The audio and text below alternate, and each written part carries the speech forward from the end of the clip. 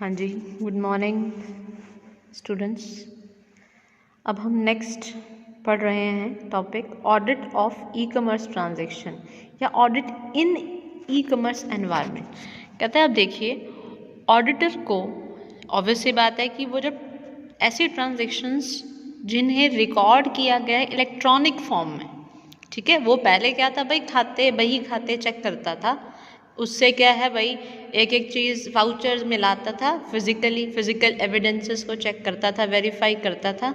Accountant बनाया करता था इनको देखकर, ठीक है, और जब ऑडिटर था वो सारी चेकिंग करता था उसके अंदर। अब जब सिस्टम चेंज हो गया और हर एक चीज़ पे रोल्स हो गई, या आपके जो भी ऑर्डर हैं सप्लायर्स के, कस्टमर्स के साथ जो डीलिंग्स हैं, वो हर ट्रांजैक्शन इलेक्ट्रॉनिकली ही आ रही है। तो उनकी जो भी रिपोर्ट्स जनरेट हुई हैं, रिपोर्ट्स इन द सेंस कि मतलब कि जो भी एंट्रीज जो हैं आपकी ट्रांजैक्शन जो हैं, वो उन्हें जब वेरीफाई करेगा, ठीक है, तो वो कैसे करेगा, और या यूँ कहें कि एक ई कॉमर्स एनवायरनमेंट में ऑडिटिंग किस तरह से होगी, या और उसको क्या उसे अप्रोच अपनानी चाहिए जब ई कॉमर्स ट्रांजैक्शन को वो ऑडिट कर रहा है। सबसे पहले तो उसे समझना होगा कि क्या है, ये तो माइंड में बिठाना होगा ना। अब ऑब्वियसली बात है, जैसे पहले क्या होता था कि बुजुर्ग जो भी कुछ पहले लगे हुए थे, सीनियर लोग जॉब करते थे, अचानक से उन्हें बोला गया कि भाई मैनुअली नहीं होगा, अब सब आपको कंप्यूटर सीखने पड़ेंगे, सिस्टम को ऑपरेट करना सीखना पड़ेगा, इंटरनेट सीखना पड़ेगा। तो सबने सीखे। तो firstly they have to understand and they have to adapt this situation that these activities and these processes क्या है, अब वो रिप्लेस हो चुकी हैं ट्रेडिशनल या मैनुअल प्रोसेसेस थी वेरिफिकेशन की, ऑडिटिंग की, ई कॉमर्स से। तो इनका प्रभाव भी बिजनेस ऑपरेशन में पड़े, और इसका प्रभाव भी पड़ता है बिजनेस ऑपरेशंस पे जब इलेक्ट्रॉनिकली क्या है ट्रांजैक्शंस होने लग जाती हैं, ठीक है। तो जब ई कॉमर्स ट्रांजैक्शंस हो रही हैं आपकी, ठीक है, तो उसे क्या अप्रोच देखनी है, क्या रखनी है उसे अप्रोच ऑडिटिंग के रिगार्डिंग। सबसे पहले what he has to become skill and competence. कहते हैं उसको क्या होना पड़ेगा, उसे ऐसे वो कौशल, वो कॉम्पिटेंसी, वो क्षमता, ठीक है, उसको वो क्या है डेवलप करनी पड़ेगी। तो उसके पास सफिशेंट नॉलेज होनी चाहिए कंप्यूटर इंफॉर्मेशन सिस्टम की, ठीक है, कि जो प्लान कर रहा है कि मैं ऑडिटिंग की प्लानिंग करूँगा तो मैं कैसे करूँगा, ठीक है, डायरेक्ट कैसे करूँगा, सुपरवाइज लोगों को कैसे करूँगा, जो मेरी पूरी टीम है कैसे कंट्रोलिंग होगा, और कैसे रिव्यू किया जाएगा जो काम किया जा रहा है, ठीक है। और ये डिपेंड किस पर करेगा, नॉलेज कंप्यूटर इन्फॉर्मेशन की, कितना उसने ई कॉमर्स एनवायरनमेंट को समझा, ठीक है। तो और वो कैसा ई कॉमर्स एनवायरनमेंट है, किस लेवल तक क्या है इलेक्ट्रॉनिकली ट्रांजैक्शंस हो रही हैं। ज़रूरी नहीं ना कि सारी ट्रांजैक्शन इलेक्ट्रॉनिकली होती हूँ, तो किस लेवल तक पहले उसको समझना पड़ेगा कि ई कॉमर्स एनवायरनमेंट है कैसा उस ऑर्गेनाइजेशन का जहाँ पर वो ऑडिटिंग कर रहा है, ठीक है। तो जैसे हम बात करें तो देखना पड़ेगा कि कैरेक्टर ई कॉमर्स स्किल्स, तो उसे प्रॉपरली वो ऐसे जो ई कॉमर्स कौशल जो हैं, स्किल्स होने चाहिए जो ज़रूरी हैं ई कॉमर्स ट्रांजैक्शंस को ऑडिट करने के लिए। अगर वो स्किल्स उसके पास हैं, ठीक है, तो इसका मतलब if it is in affirmative sense, तो ऑडिटर क्या करेगा, वो असिस्टेंस लेगा किसी ऐसे पर्सन की जो उसमें वो स्किल्स हों ऑडिटिंग को क्या है प्रॉपरली करने के, इलेक्ट्रॉनिक ऑडिट करने के लिए, ठीक है, ताकि वो सीख सके। तो एक एक्सपर्ट जो है उसे यूज़ किया जा सकता है समझने के लिए कि ई कॉमर्स का जो एक्टिविटी है ऑडिटिंग के अंदर उसमें क्या रिस्क इन्वॉल्व है, और टेक्निकल कंट्रोल्स का जो सब्सटेंटिव टेस्ट था वो कैसे किया जाएगा, ठीक है, एक्यूरेसी चेक करने के लिए, और एनालिसिस करना ऑडिट ट्रायल्स का और की ट्रांजैक्शंस का वो कैसे एनालाइज किया जाएगा, वो पहले समझना पड़ेगा कि उन्हें एक रिपोर्ट बनानी होती है। तो कैसे ये डाटा जो है सारा का सारा, और हर एक लेवल पर, हर डिपार्टमेंट एक लेवल पर सारा ट्रांजैक्शन इलेक्ट्रॉनिकली हो रहा है, तो वो कैसे मैनेज होगा, कैसे उनके बेसिस के ऊपर एक निष्कर्ष निकाला जाएगा, कैसे उनसे इंटर रिलेट किया जाएगा, सब आपस में कहीं ना कहीं जुड़े ही हुए हैं ना, ठीक है। तो कैसे हम एक लूप होल्स या कैसे हम उसमें एक निकाल सकते हैं कि मिस्टेक्स हैं या नहीं हैं, तो वो समझना पड़ेगा इलेक्ट्रॉनिकली सिस्टम एक एक्सपर्ट के अंडर रहते हुए। लीगल कंसिडरेशन कहता है, देखो एक ऑडिटर को संवैधानिक जो भी एक कहते हैं ना एक खाका है, ताना बाना है, उसकी नॉलेज बहुत होनी चाहिए, ठीक है। तो उसे अंडरस्टैंडिंग होनी चाहिए किसकी, लीगल और रेगुलेटरी फ्रेमवर्क की, कि जो भी ऑर्गेनाइजेशन के ऊपर लीगल रेगुलेशंस लगी हुई हैं as per law as per act, या उस इंडस्ट्री के ऊपर लगी हुई हैं या उस सेक्टर के ऊपर लगी हुई हैं जिस सेक्टर के अंदर वो एक कंपनी क्या है, एंटिटी ऑपरेट कर रही है। How the entity is comply, और कैसे वो जो भी लीगल एंटिटी, उस जो भी आपका एक लीगल फ्रेमवर्क है जिसके अनुसार कंपनी को ऑपरेट करना है, वो कैसे कंप्लाई विद कर रही है उस फ्रेमवर्क के अंदर, ठीक है। उस फ्रेमवर्क को कैसे कंप्लाई कर रही है, पूरा कर रही है, उस स्ट्रक्चर में सही बैठ रही है, लीगल कंप्लायंस पूरी कर रही है, ठीक है, जो भी उसके ऊपर एप्लीकेबल है।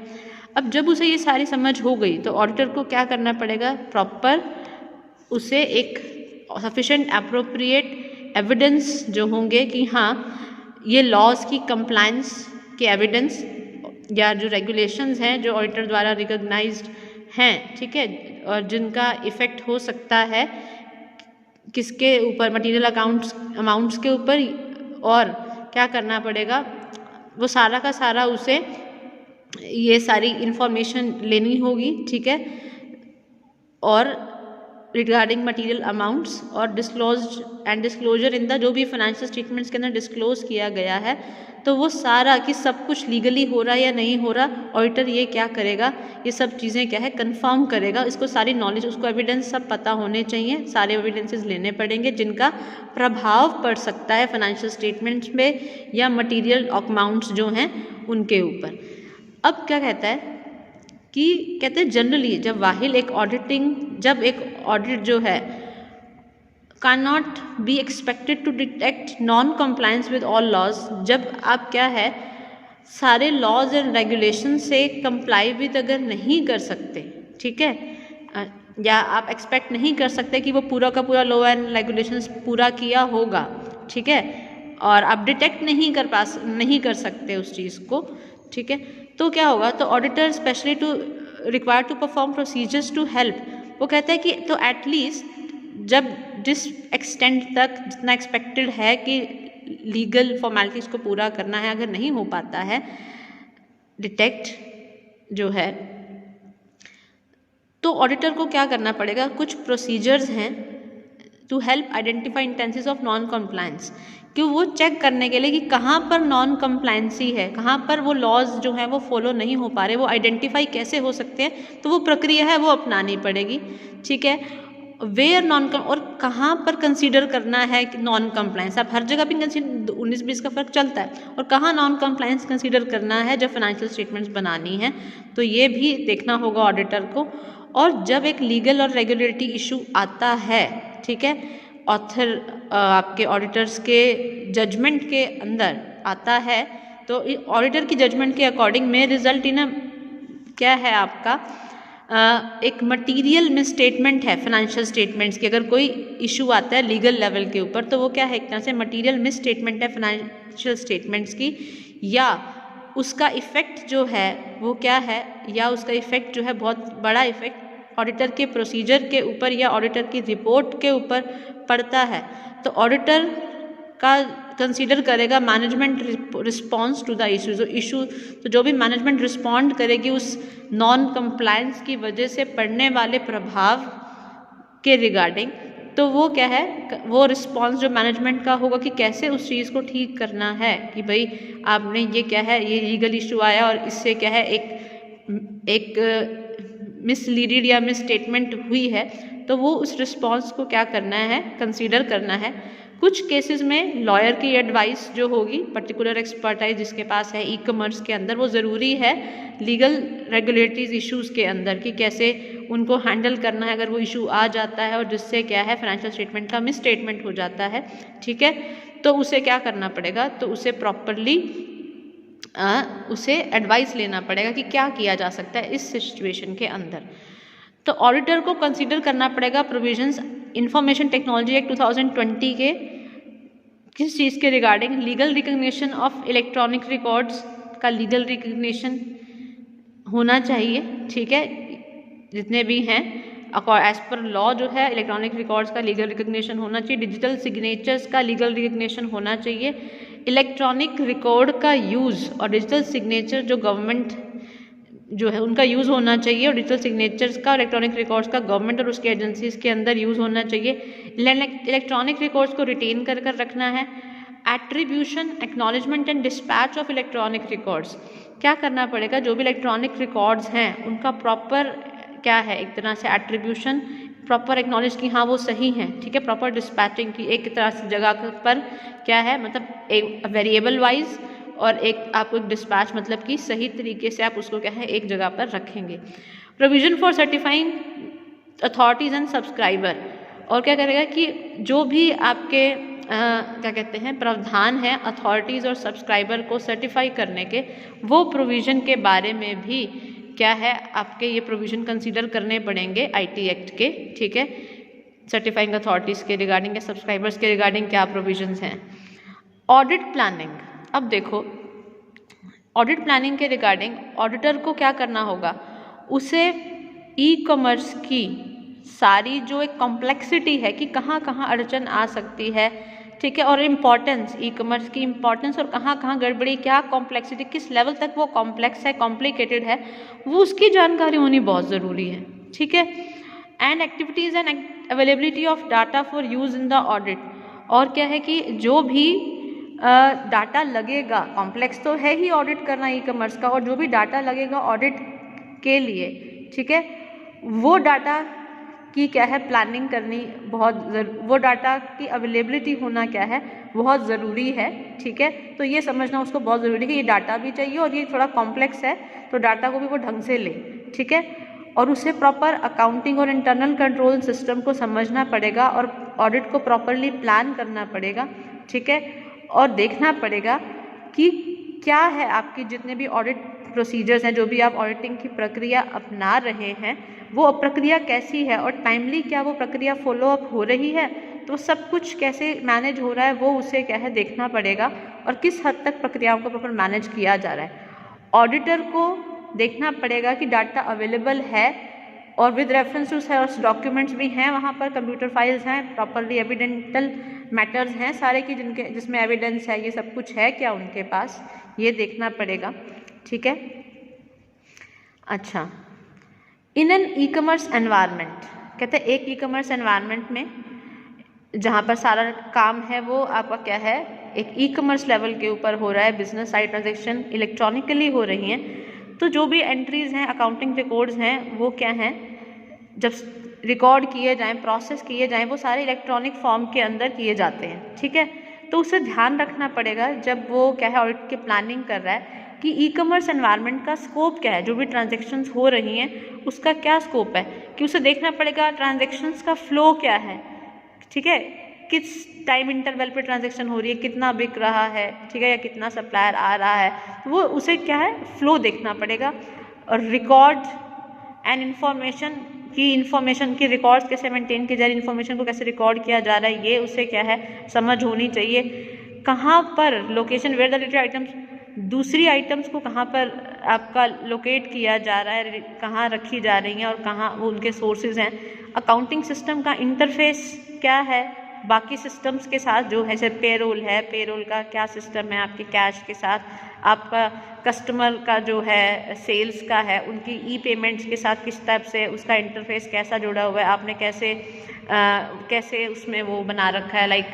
आपके कौन से डेबिट का नेट बैंकिंग से कितना आ रहा है, वॉलेट से कितना आ रहा है, ठीक है। तो रिपोर्टिंग रिक्वायरमेंट वो उसको पूरा का पूरा एक दायरा देखना पड़ेगा कि ट्रांजैक्शन हो कैसी रही हैं, कैसे सिस्टम्स जुड़े हुए हैं, तभी तो पता कर, एक एक चीज़ छूट जाएगी नहीं तो, है ना, क्योंकि सारे इलेक्ट्रॉनिक का एक एक चीज़ है। पहले तो वहाँ सारी कागजों में ही समझ आ गया था, लेकिन अब क्योंकि ट्रांजैक्शन जो हैं वो अलग अलग मोड से, पेमेंट के मोड अलग हैं, ठीक है, इंटरनली सिस्टम अलग यूज़ हो रहा है, उसके लेवल के ऊपर आपका ERP फॉलोड है तो अलग एप्लीकेशन है, तो वो सारा ई कॉमर्स एनवायरनमेंट उसे समझना पड़ेगा। Identification of key risk area with respect to e commerce environment. अब ई कॉमर्स एनवायरनमेंट के अंदर क्या है, ऑब्वियस सी बात है, हाँ जी, अब जो भी आपके ई कॉमर्स एनवायरनमेंट के रिगार्डिंग कुछ रिस्क्स हैं, ठीक है,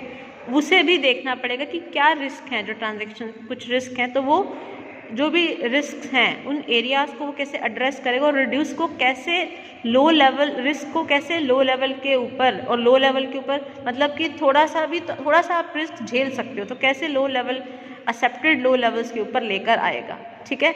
request for report of internal audit, कहते हैं अब क्या करना होगा कि उसे इंटरनल ऑडिट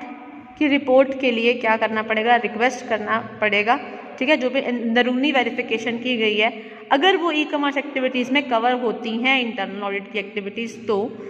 तो अपनी रिपोर्ट के अंदर वो क्या करेगा, ऑडिट प्लान जो है ऑडिटर का वो भी प्रॉपरली इंक्लूड करेगा और उसे सारे इंटरनल कंट्रोल्स जो भी मैनेजमेंट इंस्टीट्यूट जो भी कर रहा है उसको इंटरनल कंट्रोल सिस्टम्स मैनेज कर रहा है ई कॉमर्स एक्टिविटीज़ के रिगार्डिंग, तो वही कंट्रोल सिस्टम्स को भी क्या करना पड़ेगा, उसे समझना पड़ेगा। ठीक है। क्या इंटरनल कंट्रोल सिस्टम अपनाए जा रहे हैं ई कॉमर्स एक्टिविटीज़ के रिगार्डिंग मैनेजमेंट द्वारा। Next is develop and document an e commerce audit plan. अब वो कहता है कि audit plan, overall audit plan का पार्ट के रूप में उसे एक डॉक्यूमेंट जो है, एक मतलब डॉक्यूमेंट क्या करना पड़ेगा, एक डेवलप करना पड़ेगा। Develop and document an e commerce audit plan, e commerce audit plan जो है उसको प्रॉपरली एक डॉक्यूमेंटाइजेशन करना पड़ेगा जब वो प्लान बन जाएगा एक ओवरऑल ऑडिट प्लान के पार्ट के रूप में। ओवरऑल ऑडिट प्लान अलग होता है लेकिन ई कॉमर्स ऑडिट प्लान क्या है, वो अलग है, तो उसको प्रॉपर डेवलप और डॉक्यूमेंटाइजेशन करना पड़ेगा उसका। ठीक है। क्योंकि ऑब्वियसली पता है ना, ई कॉमर्स बिजनेस अलग है और दूसरा बिजनेस भी तो होगा ना जो ई कॉमर्स मॉडल पे नहीं चल रहा, तो वो ओवरऑल ऑडिट प्लान का पार्ट हो गया। Keeping in view complexity and specific environment of information technology. अब वो कहता है कि वही जो जहाँ ट्रांजेक्शन जिस एनवायरनमेंट में हो रही हैं, इलेक्ट्रॉनिक एनवायरनमेंट में हो रही हैं, उसकी कॉम्प्लेक्सिटी को ध्यान में रखते हुए आईटी इंफॉर्मेशन टेक्नोलॉजी की कैपेसिटी की कॉम्प्लेक्सिटी को ध्यान में रखते हुए ऑडिट प्लान में क्या करना पड़ेगा, उसे कुछ डिप्लॉय करना पड़ेगा एक्सपीरियंस टीम मेंबर्स को। ये कॉम्प्लेक्स है और जो एक्सपीरियंस्ड होंगे, आईटी स्किल्स में एफिशिएंट होंगे, कैलिबर होगा उनमें, तो उनको भी क्या है डिप्लॉय उसमें क्या है डालना पड़ेगा। टाइमिंग ऑफ ऑडिट,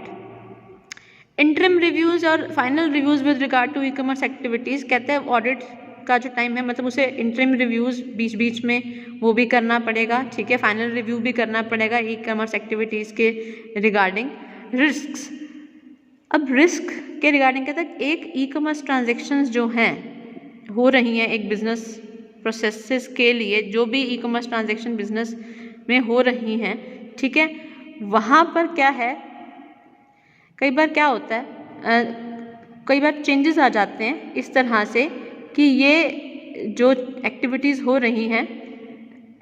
काम करने के तरीके अंदर चेंज आ जाता है as compare to traditional transaction. जो ट्रेडिशनल ट्रांजेक्शन्स होती थी उनमें उनके काम करने के तरीके के अंदर क्या हो जाता है, चेंजेस आ जाते हैं। ठीक है। तो अब ये चेंजेस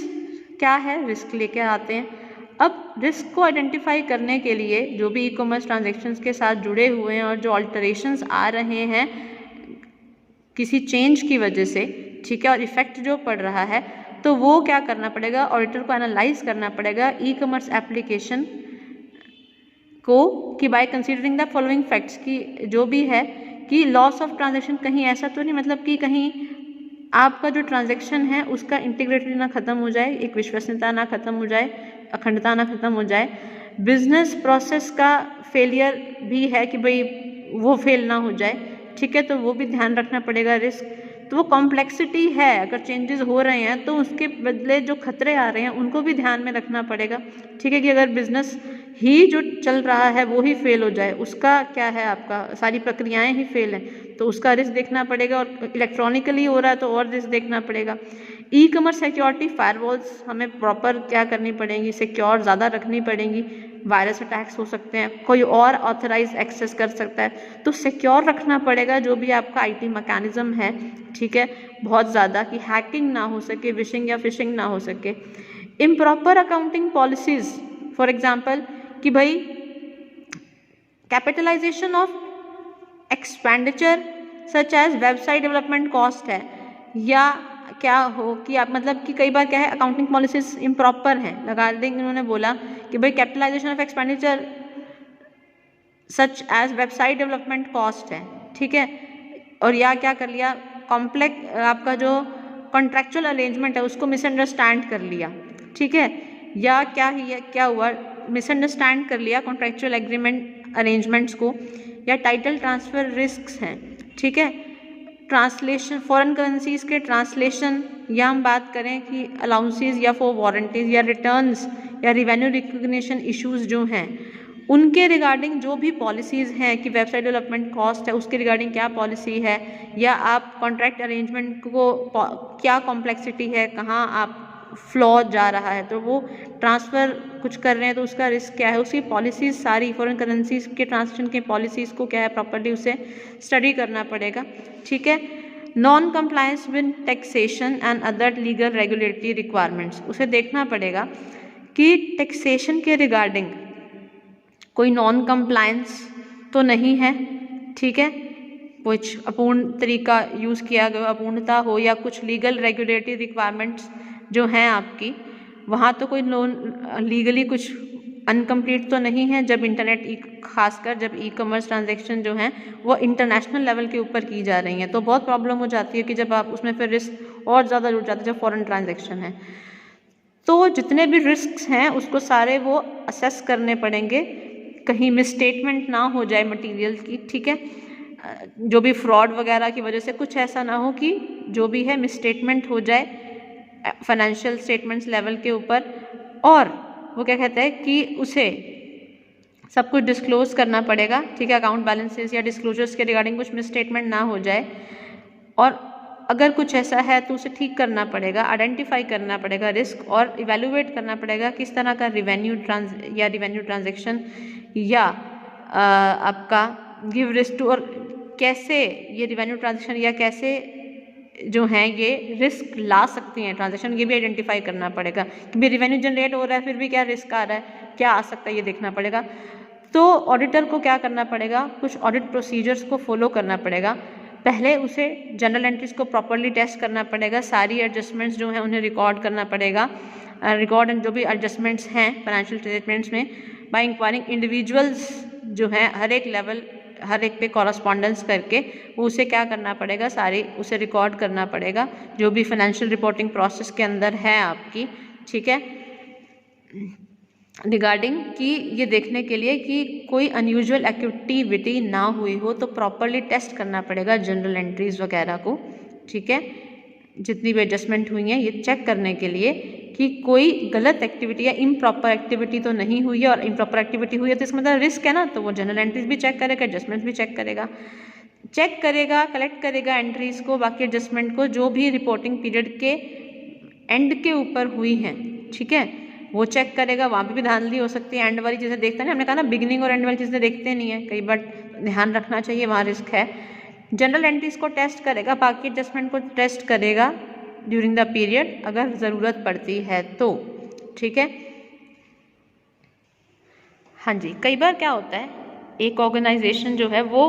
कुछ सर्विस ऑर्गेनाइजेशन जैसे कि हमारा इंटरनेट सर्विस प्रोवाइडर है उनके ऊपर डिपेंडेंट रहती है, या एप्लीकेशन सर्विस प्रोवाइडर है जो एप्लीकेशन की सर्विसेज दे रहे हैं उन पर डिपेंडेंट रहती है, या डाटा जो होस्ट करती हैं कंपनी से आउटसोर्सेज ही कराया जाता है सारा काम, तो उन पर डिपेंड रहती हैं, ठीक है, टू प्रोवाइड मैनी मतलब सारी IT रिक्वायरमेंट्स जो हैं ई कॉमर्स के रिगार्डिंग उनको पूरा करने के लिए। तो ऑर्गेनाइजेशन को क्या है जो है वो हाँ वो और कामों के लिए भी क्या है इन ऑर्गेनाइजेशंस को क्या है यूज़ करती हैं, ठीक है, मैं यूज़ कर सकती हैं इवन, ठीक है, like order fulfilment, like delivery of goods के रिगार्डिंग। तो मतलब आउटसोर्स काफ़ी चीज़ों को किया जाता है कि आपको खुद वो कॉस्ट बेयर ना करके वो बड़ी होगी जब आप खुद अपने लेवल पे करोगे डिलीवरी के रिगार्डिंग या कॉल सेंटर्स के ऑपरेशंस के रिगार्डिंग, तो ये सर्विसेज भी क्या है आउटसोर्स कर सकते हैं, ठीक है, कुछ अकाउंटिंग फंक्शंस को आउटसोर्स कर सकते हैं। तो ऑडिट कंसिडरेशंस जो भी हैं मतलब जो भी ऑडिट इसमें क्या कहते हैं कि audit consideration related to entities using services organisation lays down that कि जब भी कोई एंटिटी सर्विस ऑर्गेनाइजेशंस को यूज़ कर रही है तो ऑडिटर को कंसीडर करना पड़ेगा कि एक एंटिटी जो है डिफरेंट ऑर्गेनाइजेशन की सर्विसेज को मतलब एक सर्विस ऑर्गेनाइजेशन की सर्विसेज को यूज़ कर रही है तो वो अफेक्ट करेगी ऑर्गेनाइजेशन के इंटरनल कंट्रोल सिस्टम पे, तो वो भी ध्यान में उसे आइडेंटिफाई करना पड़ेगा कि रिस्क उससे कितना जुड़ा है अगर आप सारी चीज़ें ही एक डिफरेंट ऑर्गेनाइजेशन से आउटसोर्स करा रहे हो, क्योंकि आउटसोर्सिंग में भी क्या हो सकता है फ्रॉड हो सकता है, ठीक है, वो अपने लेवल के ऊपर करेंगे, तो वो रिस्क क्या इन्वॉल्व है फ्रॉड के रिगार्डिंग, मटेरियल मिसस्टेटमेंट के रिगार्डिंग, ठीक है। अच्छा, और कैसे वो ऑडिट, फिर प्रॉब्लम आती है ऑडिट में, तो ऑडिटर को ये देखना पड़ेगा कि ऑर्गेनाइजेशन की सर्विसेज जो हैं वो कितनी इंपॉर्टेंट सर्विसेज ऑर्गेनाइजेशन को आउटसोर्स जो दी जा रही हैं वो कितनी सिग्निफिकेंट है, ठीक है, और कितनी रेलिवेंट है ऑडिट के लिए। Going concern e commerce activity organisation में क्या है, आपकी ट्रेडिशनल बिजनेस को एक तरह से कॉम्प्लीमेंट करती है। We can't say that it is a replacement of traditional business way या उस मॉडल का रिप्लेसमेंट है, वो सिर्फ कॉम्प्लीमेंट करती है, ये एडिशनल हो गई है, ठीक है। आप अभी भी फिजिकल लेवल वो चीज़ें कभी नहीं जाती जो पुराने स्तर के ऊपर हो रही हैं। हाँ, अडाप्टेशन नई नई हुई हैं तो वो विस्तृत होता है दायरा, मार्केट बढ़ती है, पर ट्रेडिशनल बिजनेस भी रहता है, तो it is a complementary not a replacement of traditional business. तो बैंकिंग कंपनी यूज़ कर सकती है, जैसे यूज़ कर सकती है ई कॉमर्स को for some of its activities like pay order request के लिए, ठीक है, या फिक्स्ड आपके डिपॉजिट अकाउंट के लिए, तो बैंकिंग कंपनी ई कॉमर्स को यूज़ कर सकती हैं। अच्छा, फंड्स ट्रांसफ़र के लिए आपको ई कॉमर्स एक्टिविटीज़ को करते हैं ना, जैसे बैंकिंग, अगर कई बार आपने कभी कोई पेमेंट करी हो, आपके कटती तो आपके पैसे से है, बट उसमें बीच में एक कंपनी इन्वॉल्व होती है कि जो आपका पैसा वहाँ ट्रांसफ़र करा रही होती है, ठीक है, कि हाँ आप इसका यूज़ कर रहे हो, ठीक है, चैनल जो है इसका यूज़ कर रहे हो, कोई फॉर्म की पेमेंट करी हो कभी ऑनलाइन, तो वो बैंकिंग सिस्टम वो एक ई कॉमर्स साइट या उसको यूज़ कर सकते हैं फंड ट्रांसफ़र के लिए, पे ऑर्डर सिस्टम के लिए, ठीक है। और मतलब कन्वेंशनल इन एडिशन टू आपके क्या है जो भी कन्वेंशनल मेथड से तो आप सर्व कर ही रहे हैं, और साथ ही साथ आप क्या करें कि बैंकिंग सिस्टम वैसे तो दे ही रहा है कि हाँ आपका एक फिजिकल फॉर्म में कस्टमर बैंक आता है, वो सारे तरीके चल रहे हैं, तो बैंकिंग सिस्टम क्या, बैंकिंग कंपनी क्या है, वो अपना ई कॉमर्स को भी यूज़ कर रही है कि हाँ भाई आपके इन चैनल्स पे जो भी पेमेंट आएगी, भाई यूजीसी नेट के फॉर्म भरने हैं तो वो पेमेंट आपकी ये कंपनी हायर कर ली, आउटसोर्स कर ली, ये देखेगी सारा आईटी मैकेनिज्म की पेमेंट हमारी आ जाए। जैसे हम कोई भी मान लो पेमेंट करते हैं जियो की ऑनलाइन करते हैं तो पेटीएम से करते हैं, ठीक है, तो मतलब या कोई भी नेट बैंकिंग है तो बीच में कोई ना कोई आउटसोर्स क्या होता है कि हाँ ई कॉमर्स के जो ट्रांजेक्शन्स है ना वो आप देख लो, कन्वेंशनल सिस्टम वो चलता है, ठीक है, तो वो भी बैंकिंग कंपनीज भी क्या है हायर करती हैं आउटसोर्स को, मतलब तो चीज़ें चलती रहती हैं अपने तरीके से, ठीक है। तो ई कॉमर्स एक्टिविटीज़ चाहे वो नई हो बिजनेस के अंदर, बिजनेस के अंदर या ऑर्गेनाइजेशन जो है वो सारी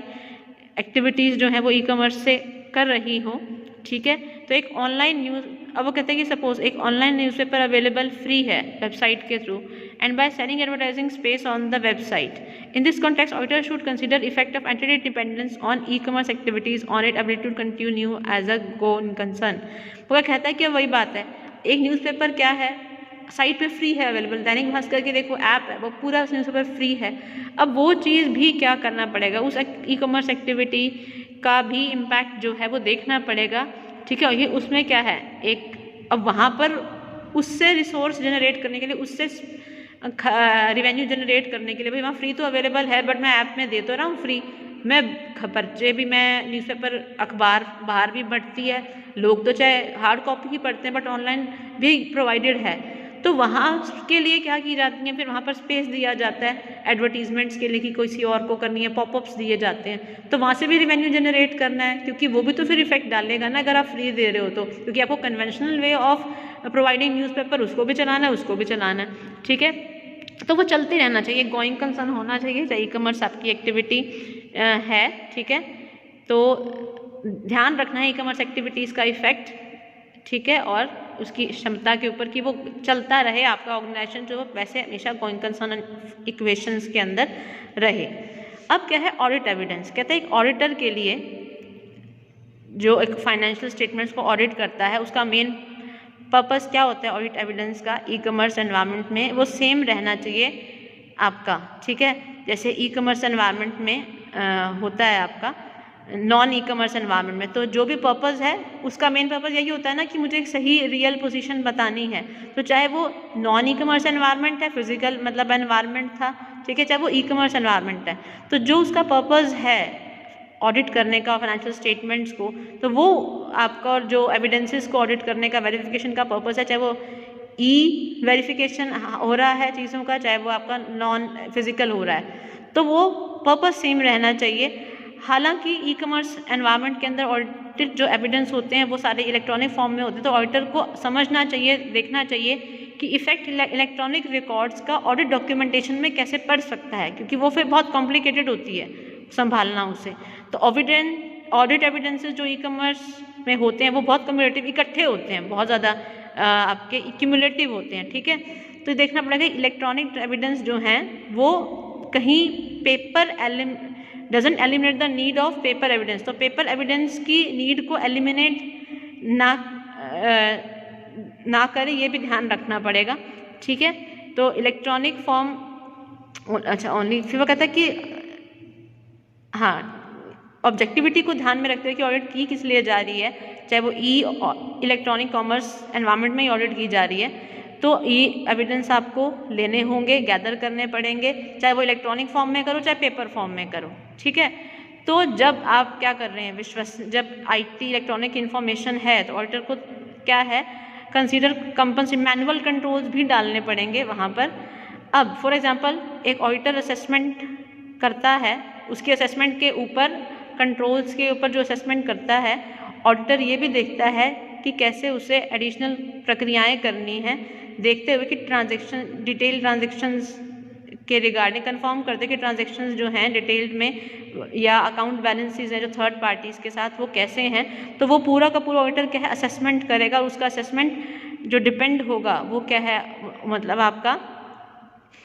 जो भी कंट्रोल्स के ऊपर डिपेंडेंट है उसका असेसमेंट, तो उसे देखना पड़ेगा कि क्या और प्रोसीजर उसको एडिशनल करने पड़ेंगे ट्रांजैक्शंस को कंफर्म करने के लिए और बैलेंसेस को कंफर्म करने के लिए थर्ड पार्टी के साथ, ठीक है। भैया आपने आउटसोर्स तो कर लिया कि भाई आपकी जो फीस की पेमेंट है वो ये चैनल देगा, तो आपको वो भी तो साथ में देखना पड़ेगा ना कि अकाउंट बैलेंसेस सही आएँ, ठीक है। प्रॉपर कंफर्मेशन होनी चाहिए, असेसमेंट प्रॉपर होना चाहिए कहाँ से कितना आ रहा है, तो ये देखो तो प्रॉपर एविडेंस मिले उसको जब वो कंक्लूजन ड्रॉ आउट करे, ये भी ध्यान में रखना बहुत ज़रूरी है, ठीक है। तो अपनी जजमेंट के अनुसार वो देखेगा और सारा क्या है प्रक्रियाएं अपनाएं जो क्या हो प्रॉपरली इफेक्टिव होनी चाहिए, ठीक है। आपका कंप्लीटनेस आनी चाहिए, विश्वसनीयता आनी चाहिए और एविडेंस इतने रिलायबल होने चाहिए, उनके सोर्सेज प्रॉपर होने चाहिए, ठीक है, चाहे एक्सटर्नल या इंटरनल है, एक रूपता मेंटेन करने की सोर्सेज के अंदर, ठीक है। तो अश्योरेंस हो जाती है कि आपके सही तरीके से क्या है आपके ऑडिट एविडेंस भी मैनेज किए जा रहे हैं और सही एक्यूरेसी क्या है वो दे रहे हैं, प्रॉपर कंट्रोल्ड फॉर्म में है सारा आपका। नेक्स्ट है ऑडिट ट्रेल। ऑडिट ट्रेल का मतलब क्या होता है कि वो records that enable a transaction to be traced from its source to a summarised total and financial statements of और अदर डॉक्यूमेंट्स, मतलब वो रिकॉर्ड्स जो एक ट्रांजैक्शन को एनेबल करते हैं कि एक ट्रांजैक्शन ट्रैक की जा सकती है उसके सोर्स से, ठीक है, एक समराइज टोटल के अंदर एक फाइनेंशियल स्टेटमेंट्स में या अदर डॉक्यूमेंट्स में। तो ऑडिट ट्रेल जो है इन केस मैनुअल अकाउंट्स के केस में इंक्लूड सोर्स डॉक्यूमेंट भी क्या करता है इंक्लूड करता है उसके अंदर, ठीक है। तो ध्यान रखना कि वो सोर्स डॉक्यूमेंट क्या था आपका, मतलब जब मैनुअल करते तो हम सोर्स डॉक्यूमेंट देखते थे ना कि हाँ ये ट्रांजेक्शन कहाँ हुई, उससे कॉरेस्पॉन्डेंस करते थे, उस थर्ड पार्टी से भी ट्रेस करते थे, पता करते थे या बिल्कुल खोद के निकालते थे। तो उसे क्या करना पड़ेगा, एक एंड सोर्स जो स्रोत है उसके साथ क्या करना पड़ेगा, वो जो सोर्स डॉक्यूमेंट भी क्या है वहाँ से ट्रेस करना पड़ेगा, ठीक है। अच्छा जो भी आपकी ओरिजिनल एंट्री है या वाउचर है जो आपका बिल जनरेट हुआ, ठीक है, ओरिजिनल एंट्री लेजर्स में ट्रायल बैलेंस में सारे रिकॉर्ड्स जो हैं जो भी आपकी इलेक्ट्रॉनिक डाटा प्रोसेशन सिस्टम है उसमें वो सारे अवेलेबल होंगे। तो वो जब वो बस वही है कि वो जो आप खोद के निकाल रहे हो, पहले पेपर्स में या बिल्स में निकालते थे, अब आपको इलेक्ट्रॉनिकली हर एक वो क्या होगा बिल ट्रांजेक्शन को देखना पड़ेगा कि कब कितनी हुई, कितनी अमाउंट की थी, ठीक है। तो अब इलेक्ट्रॉनिक फॉर्म में क्या किया जाएगा, मेंटेन की जाएगी इलेक्ट्रॉनिक फॉर्म में पंच कार्ड्स के अंदर या मैग्नेटिक टेप्स के अंदर, वो सारी क्या है या प्रिंट आउट्स के अंदर या डिस्क के अंदर। तो मतलब इलेक्ट्रॉनिक होने के बाद भी पेपर वर्क फिर भी बढ़ जाता है कहीं ना कहीं ऑडिट, क्योंकि आपको मैनेज करना पड़ेगा, ऑडिटिंग करनी है प्रॉपर, तो एविडेंसेस तो आपको चेक तो करने पड़ेंगे ना, ठीक है। तो आप या तो मैनेज करते हो सॉफ्ट फॉर्म में या हार्ड फॉर्म में, हार्ड कॉपी फॉर्म में, सॉफ्ट कॉपी फॉर्म में। Auditor may use audit trail to follow the system, कहता है कि मतलब ऑडिट ट्रेल्स जो होती हैं मतलब कि ट्रैक करना सोर्सेज के थ्रू कि सही है या नहीं, कि इनिशियल कहाँ से आई है वो ट्रांजैक्शन, उस लेजर को चेक करना, वाउचरिंग को चेक करना। तो उसे देखना पड़ेगा, वो हिस्ट्री देखनी पड़ेगी उस ट्रांजैक्शन की कि कहाँ से, इन्वेस्टिगेट करना पड़ेगा क्या रीज़न था जो जब एक ट्रांजैक्शन जब एक रिकॉर्ड किया गया और वो रिकॉर्ड क्या है एक एरर नुमा पाया गया, क्या रीज़न था? एनालाइज करना पड़ेगा data after massive file destruction जो है, ठीक है, वो फाइल डिस्ट्रक्ट होगी तो वो डाटा एनालाइज करना पड़ेगा कि भाई ऐसा कैसे ये डिस्ट्रक्शन हुआ है, तो प्रॉपर एनालाइज करना पड़ेगा, विश्लेषण तो करना ही पड़ेगा ना, ठीक है। और क्या है, करेक्टली फाइल को प्रॉपर इंटरप्रेट करने का पड़ेगा, वेदर डाटा मैनेज की जो डाटा मैनेज कहाँ जहाँ पर एक प्रोग्राम में कोई डाटा डैमेजिंग हुआ है, ठीक है, तो वहाँ पर क्या है प्रॉपर फाइल को इंटरप्रेट करना पड़ेगा, समझना पड़ेगा कि भाई क्या कैसा कुछ हुआ, ये जो है भी माल्सिफिकेशन आई है, डैमेजेस आए हैं, कैसे आए हैं, वो देखना पड़ेगा ट्रेल के अंदर। मतलब सोर्स देख रहे हो तो आप क्या देख रहे हो, सोर्स में स्रोत में क्या देख रहे हो ना कि डैमेज आया तो कहाँ आया, तो प्रॉपरली खोद कर ही निकालोगे ना कि हाँ यहाँ ट्रांजैक्शन बिगड़ी थी, यहाँ पर एरर आया है, इस वजह से आया है, उसको रिस्पॉन्सिबल ठहराओगे जो करने वाला होगा। Investigate false information that has been sent to system users, system users को जो भी आपके क्या है इंफॉर्मेशन दी गई है जो फॉल्स थी, वो भी इन्वेस्टिगेट करना पड़ेगा, भाई कहाँ से गलत इन्फॉर्मेशन उनको दे दी, अगर उनकी ट्रांजैक्शंस के ऊपर इफेक्ट पड़ रहा है और हमारी पे भी इफेक्ट पड़ रहा है, ठीक है, तो स्रोत देखना पड़ेगा। तो एक ऑडिट ट्रायल करना ज़रूरी है, ये चीज़ें करनी पड़ेगी ऑडिट ट्रायल में। Monitor procedural violation to highlight possible breaches of security, कहते हैं सिक्योरिटी जो आपकी टूट रही है, ब्रीच हो मतलब ख़त्म हो रही है, उस वो क्या करने में जो भी हाईलाइट करने के लिए जो भी टूट रही है सिक्योरिटी, तो वो सारे प्रोसीजर्स जो वायलेट किए गए हैं जिस सिक्योरिटी टूटी है, ठीक है, वो सभी क्या है वो आपके वो प्रोसीजर वायलेशंस को मॉनिटर करना पड़ेगा कि कहाँ पर प्रक्रिया में वायलेशंस आए, तो वो मॉनिटर करो ताकि पता चल जाए, हाईलाइट हो जाए कि सिक्योरिटी टूटी कहाँ पर है। तो वो प्रोसीजर वायलेशन को क्या है ध्यान से मॉनिटर करना पड़ेगा, ठीक है। वो यूज़ कर सकता है auditor computer assisted audit technique CAATS, ताकि integrity, effectiveness and efficiency objective जो भी ऑडिट ट्रायल जो भी आपने ट्रेस किए, सोर्सेज ट्रेस किए, तो वो क्या है वो असेस करेगा कि हाँ वाकई वो इफेक्टिवली आप ट्रेस कर पाए या नहीं कर पाए, तो ऑडिट ट्रायल प्रॉपरली एफिशिएंटली कर पाए या नहीं कर पाए, तो जो भी पर्पस था ट्रैकिंग करने का सोर्सेज को वो पूरा हुआ या नहीं हुआ, तो उसके लिए आप कंप्यूटर असिस्टेड ऑडिट टेक्निक को यूज़ कर सकते हैं। Next is accounting policies. Auditor should examine appropriateness of accounting policies. तो ऑडिटर को क्या करना पड़ेगा, जो भी अकाउंटिंग पॉलिसीज हैं उनको प्रॉपरली एग्जामिन करना पड़ेगा, जो भी ऑर्गेनाइजेशन क्या है अपना रही है with respect to e commerce activities, कौन सी नीतियाँ अपना रही है ई कॉमर्स एक्टिविटीज़ करते हुए, ट्रांजेक्शंस करते हुए। ये अकाउंटिंग पॉलिसीज़ हो सकती हैं कि भाई फॉरेन करेंसी के कन्वर्जन के रिगार्डिंग, या कैपिटलाइजेशन ऑफ डेवलपमेंट कॉस्ट के रिगार्डिंग, रिवेन्यू रिकग्निशन के रिगार्डिंग कौन सी पॉलिसीज़ अपना रही है, मेजरमेंट कॉस्ट के रिकग्निशन के रिगार्डिंग कौन सी पॉलिसीज़ अपना रही है, फाइनेंशियल स्टेटमेंट्स को डिस्क्लोज करने के रिगार्डिंग कौन सी पॉलिसीज़ अपना रही है। तो ये सारी पॉलिसीज़ जो वो अपना रही है उसको क्या करना पड़ेगा,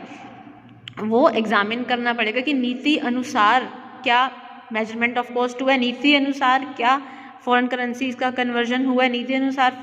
रिवेन्यू रिकग्निशन हुआ है, ठीक है, फाइनेंशियल स्टेटमेंट में प्रॉपर डिस्क्लोजर हुआ है, तो क्या वही है, क्या एक्ट्स हैं, क्या अकाउंटिंग स्टैंडर्ड्स हैं, वो सारी पॉलिसीज जो अडॉप्ट कर रही है ऑर्गेनाइजेशन ई कॉमर्स एक्टिविटीज़ के रिगार्डिंग, तो सारी पॉलिसीज़ ई कॉमर्स एनवायरनमेंट में जो बिजनेस सेट होगा उसके लिए क्या है जो अपनाई जाएंगी, वो पॉलिसीज़ पढ़नी पड़ेंगी, समझनी पड़ेंगी पहले, ठीक है, एग्जामिन करनी पड़ेंगी। ऑडिट डॉक्यूमेंटेशन, अब कहता है ऑडिट डॉक्यूमेंटेशन क्या कहता है कि आपको रिकॉर्ड करना पड़ेगा सारे ऑडिट प्रोसीजर्स जो भी परफॉर्म किए हैं, ठीक है, ऑडिट एविडेंस जो भी आपने ऑब्टेन किए हैं, ठीक है, और मतलब सबका क्या है एक तरह से रिकॉर्ड बनाकर एक डॉक्यूमेंटेशन करना पड़ेगा कि जो भी प्रक्रियाएं फॉलो की ऑडिट के अंदर, जो भी एविडेंसेस ऑब्टेन किए, जो भी कंक्लूजन्स आपके ऑडिटर के पास जो पहुँचे कि हाँ ये निष्कर्ष निकल के आया है, जो हमने वेरिफिकेशन की है, पूरा क्या है डॉक्यूमेंटेशन करना पड़ेगा। इसमें वर्किंग पेपर्स हम पढ़ चुके हैं, वर्किंग पेपर्स क्या थे आपके, ठीक है, चाहे वो पेपर फॉर्म में थे चाहे इलेक्ट्रॉनिक फॉर्म में थे, ठीक है, ऑडिट प्रोग्राम्स जो था, एनालिसिस इश्यूज थे, वो सारे डॉक्यूमेंट करने पड़ेंगे, मेमोरेंडम लेटर्स ऑफ कन्फर्मेशन वो सारे डॉक्यूमेंट करने पड़ेंगे, representation checklist, extracts of important documents कि क्या निष्कर्ष उन इंपॉर्टेंट डॉक्यूमेंट्स का निकला, उसमें क्या क्या गया, कॉरेस्पॉन्डेंस जो हुई किसी पार्टी के साथ उनका क्या निकला, जो ओपिनियन, वो सारा क्या है उन्हें क्या है एक डॉक्यूमेंट करना पड़ेगा सभी एविडेंसेस, सभी निष्कर्षों के बारे में। तो जो भी वेरिफिकेशन जो भी की है, जो भी खाका, जो भी एक तैयार, जो भी लेकर निकला है, रिजल्टेंट निकला है हर तरह का, ठीक है, तो वो उनका एक समराइज फॉर्म या प्रॉपरली उसको डॉक्यूमेंट करना बहुत ज़रूरी है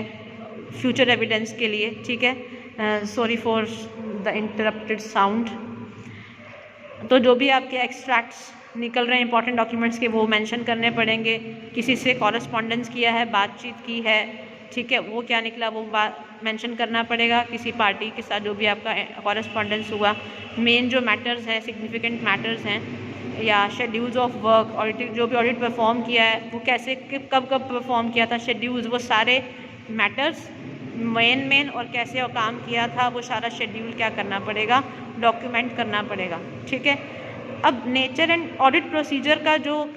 तरीका है कि किस तरह का ऑडिट प्रोसीजर आप अपना रहे हैं, क्या प्रक्रिया अपना रहे हैं आप ये ऑडिट वेरिफिकेशन करने की, बैंक डॉक्यूमेंट्स की, ई डॉक्यूमेंट्स की, तो वो उनका प्रकृति, उनका टाइमिंग जो है वो क्या है, वो इफ़ेक्ट होना चाहिए, वो उसका प्रभाव पड़ना चाहिए, affected by the fact that some of the accounting data information में भी अवेलेबल ओनली इन इलेक्ट्रॉन, कि जो भी आपका अकाउंटिंग डाटा या बाकी इन्फॉर्मेशन है वो क्या है, अवेलेबल हो इलेक्ट्रॉनिक फॉर्म के अंदर, ठीक है। तो ऑब्वियसली पता तथ्य ये है कि आपका ऑडिट प्रोसीजर प्रक्रिया अपनाई जा रही है इस सिचुएशन के अंदर, तो आपके जो जितने भी डाटा या इन्फॉर्मेशन है वो क्या है आपकी, वो अवेलेबल हैं किसके अंदर, इलेक्ट्रॉनिक फॉर्म के अंदर ही अवेलेबल हैं सिर्फ, ठीक है। तो ये देखना regarding shipping, billing, cash receipts वगैरह, ऑफन, ये सारे जो भी हैं ई मैसेजेस वगैरह, तो उनके बेसिस के तो वो प्रक्रियाएं हैं, वो सारी की सारी सिर्फ इन्हीं इलेक्ट्रॉनिक ट्रांजैक्शन के ऊपर ही बेस्ड हो, चाहे किसी भी नेचर की ट्रांजैक्शन हो, ठीक है। तो ये क्या है आपका, तो इन सब का डॉक्यूमेंटेशन करना पड़ेगा ये सारे। अच्छा, और अब हम बात वही कहें कि टाइमली बेसिस एक final audit file, timely basis जब ऑडिटर रिपोर्ट बनाएगा तो वो एक टाइमली बेसिस पे एक फाइनल ऑडिट फाइल करेगा, ठीक है। अच्छा, सारी डॉक्यूमेंटेशन असेंबल करेंगे, एक ऑडिट फाइल के अंदर कंप्लीट करेंगे, उस जो भी असेंबलिंग की पूरी प्रोसेस को इकट्ठा करके रखना है, टाइमली बेसिस पे ऑडिट फाइल बनाएगा, ऑडिटर की रिपोर्ट बेसिस आफ्टर दैट जो भी आपकी ऑडिटर ये रिपोर्ट बनेगी, फिर वो पूरी फाइल बनाएगा और फिर वो क्या करेगा, और कोई भी मतलब ऐसा रिटेन करके रखा जाएगी सारा जो भी आपका शेल नॉट, जितने भी डॉक्यूमेंटेशन है वो हमेशा के लिए क्या है रिटेन करके रखे जाएंगे रिटेंशन पीरियड तक, ठीक है। तो ध्यान रखिएगा, ये अब आपका ये चैप्टर कंप्लीट हो गया है, ठीक है। रिटेंशन पॉलिसीज़ भी ध्यान रखनी है कि कैसे डाटा को रिटेन करना है, डाटा को डिस्ट्रॉय नहीं करना होता, आर्काइव्स में पड़ा रहता है, आप मेंटेन करके रखो, कोई भी कभी भी कोई इन्फॉर्मेशन मांग सकता है, ठीक है। तो जो भी किसी को रिक्वायर्ड इन्फॉर्मेशन है एनालाइजेशन के रिगार्डिंग वो मांग सकता है, तो ये देखिए, तो डॉक्यूमेंटेशन तो आपको करना है अपना, जो भी आपका पीछे एविडेंसेस हैं, जो भी ट्रांजेक्शन्स हैं, जो भी आपकी ई कॉमर्स ओनली ट्रांजेक्शन्स हैं, साथ ही साथ आपको वो डाटा को रिटेन भी करके रखना है, ठीक है, ये ध्यान रखिएगा। So all the best. अच्छा, इतना ख़त्म करते हैं हम लेक्चर को। आप बाकी अब इसके बाद verification of assets and liabilities का वीडियो मैं भेज दूंगी आप लोगों को, ठीक है, ओके।